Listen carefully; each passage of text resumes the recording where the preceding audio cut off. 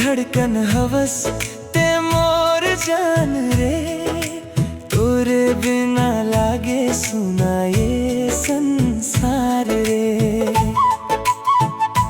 नैनन मम बस गे हवस मोर अरमान रे, ते हंस देबे त मोर हो जाते बिहान रे।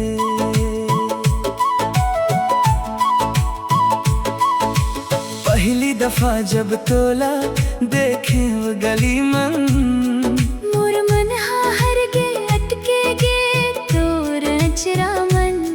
तोर हंसी मन जादू, तोर बोली मम प्यार, तोर संग रही थो ता भूल जाथो संसार। चंदा घलो फीका लागे तोर आगो, तोर संग बीते हर घड़ी लागे भागू।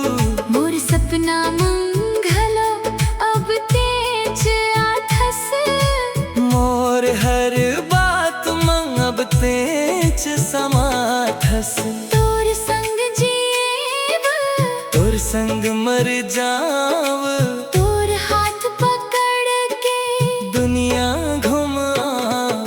ते मोर धड़कन हवस ते मोर जान रे, तोरे बिना लागे सुना ये संसार रे। नैनन मम बस गे हवस मोर अरमान रे, ते हंस देबे त मोर हो जाते बिहान रे।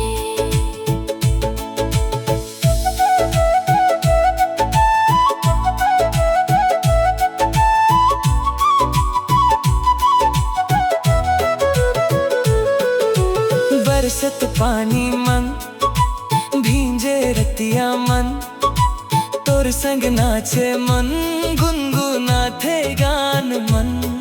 तोर चुन्नी के खुशबू बस गे हवाए, मोर हर सांस मन अब तेंच समाए हवे।